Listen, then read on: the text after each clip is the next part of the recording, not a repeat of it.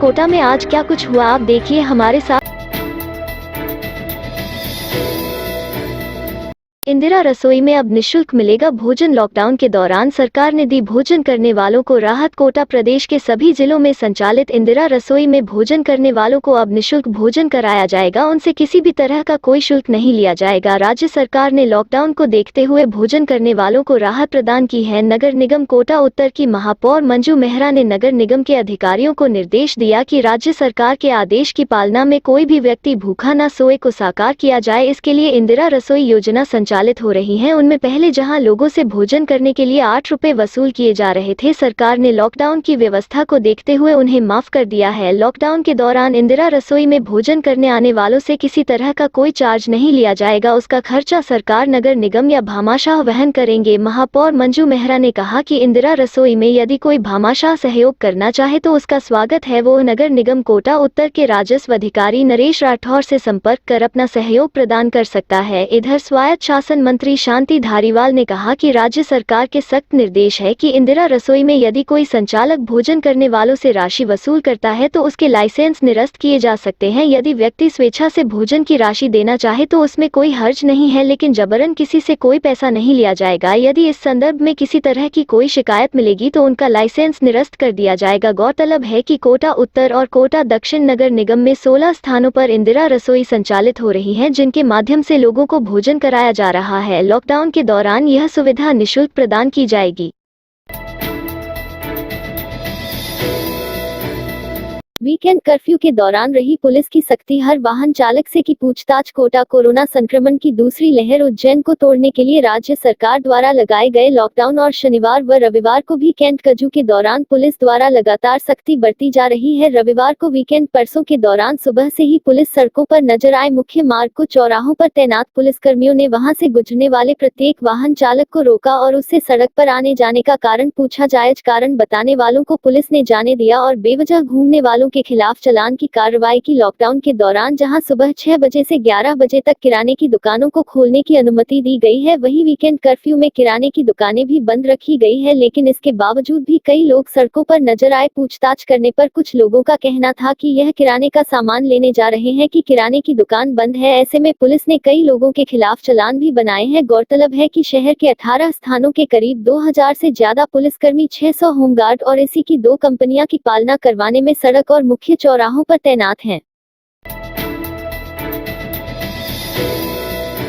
देर रात video game की दुकान में लगी आग, शॉर्ट सर्किट से लगना बताई जा रही आग। कोटा भीमगंज मंडी थाना क्षेत्र स्थित एक दुकान में शनिवार देर रात को अचानक आग लग गई। आग लगने की सूचना पर नगर निगम के अग्निशमन विभाग की दमकल ने मौके पर पहुंचकर करीब 1 घंटे में आग पर काबू पाया। नगर निगम के सहायक अग्निशमन अधिकारी देवेंद्र गौतम ने बताया कि भीमगंज मंडी स्थित बालाराम गौतम के मकान में नीचे की तरफ वीडियो गेम की दुकान है, जिसमें देर रात 1:30 बजे बाद अचानक आग लग गई। पड़ोसियों ने दुकान से धुआं उठते हुए दुकान के ऊपर ही रहने वाले मकान मालिक बालाराम को सूचना दी। बालाराम ने इसकी सूचना कंट्रोल रूम को दी। कंट्रोल रूम से अग्निशमन विभाग को सूचना मिलते ही 2 दमकल मौके पर भेजी गई, लेकिन एक ही दमकल का उपयोग किया गया और करीब 1 घंटे में आग पर काबू पाया गया। गौतम ने बताया कि आग लगने का कारण शॉर्ट सर्किट है। लॉकडाउन के चलते दुकान बंद है, लेकिन शॉर्ट सर्किट होने से दुकान में फर्नीचर में अचानक आग पकड़ी और आग काफी अधिक फैल गई। जब तक आग पर काबू पाया जाता तब तक फर्नीचर दुकान का काफी सामान जलकर राख हो गया। उन्होंने बताया कि आग की तपन से मकान की पट्टी तक तड़क गई।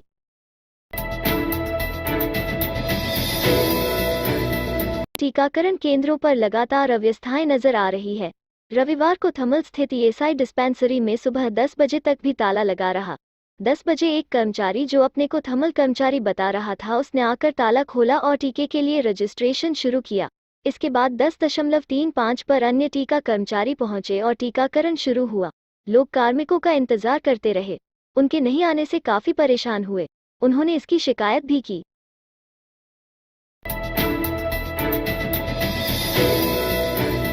आधुनिक कचरा पात्र हो रहे दुर्दशा के शिकार। पात्रों के बाहर लगा कचरे का ढेर और मवेशी फैला रहे गंदगी। कोटा नगर निगम द्वारा शहर में कचरे के निस्तारण के लिए और साफ सफाई की व्यवस्था को देखते हुए लाखों रुपए खर्च कर आधुनिक कचरा पात्र लगाए गए हैं, लेकिन हालत यह है कि देखभाल के अभाव में भी दुर्दशा के शिकार हो रहे हैं। आधुनिक कचरा पात्रों में कचरा नहीं डाला जा रहा है, जहां डाला जा रहा है तो वहां नियमित उसकी सफाई नहीं हो रही है, जिससे आधुनिक कचरा पात्रों के आसपास ही कचरे के ढेर लगे हुए हैं, जिससे वहां गंदगी और दुर्गंध फैल रही है। साथ ही उन कचरे के ढेरों पर मवेशी दिन भर मुंह मारते रहते हैं, जिससे वो कचरा चारों तरफ फैल रहा है। लाखों रुपए खर्च करने के बाद भी आधुनिक कचरा पात्रों का लाभ आमजन को नहीं मिल पा रहा है। नगर निगम की ओर से छावनी कॉलोनी में कुछ समय पहले ही आधुनिक कचरा पात्र लगाया गया, लेकिन हालत यह है कि उस कचरा पात्र के बाहर काफी मात्रा में कचरा पड़ा हुआ है, जिससे आसपास के लोगों को परेशानी का सामना करना पड़ रहा है। इसी तरह छावनी चौराहे पर लगाए गए कचरा पात्र का ऊपर का हिस्सा ही गायब है। उसके कचरे को आज ही सड़क किनारे डाला जा रहा है, जिससे हवा के चलते वो कचरा पूरी सड़क पर चल रहा है। वही पुराने शहर के लाल बुर्ज और नीलकंठ महादेव मंदिर के पास भी बने आधुनिक कचरा पात्रों की यही हाल है।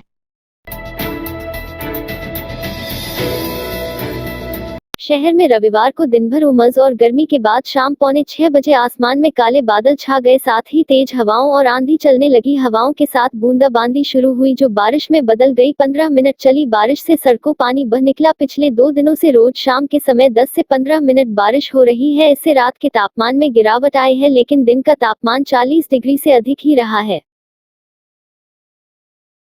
इस रात की सुबह नहीं होती जब तक हाथ में उसकी गर्माहट नहीं होती। चाय का प्याला अखबार साथ पुराना है, मिट्टी से जोड़ता है। खबरों की खुशबू से सारा घर महकता है। हर रंग में ढला कहानियों से किस्सों तक ले जाता है बेरोक टोक। देश के हर हिस्से तक ये हकीकत का आईना है। ख्वाबों को सच करके दिखाता है। दैनिक नवज्योति, आपके लिए, आपके साथ। ये थे आज के मुख्य समाचार। विस्तार से जानने के लिए पढ़ते रहिए दैनिक नवज्योति। दैनिक नवज्योति के YouTube चैनल को सब्सक्राइब करें और ताज़ा अपडेट के लिए बेल आइकॉन दबाएं।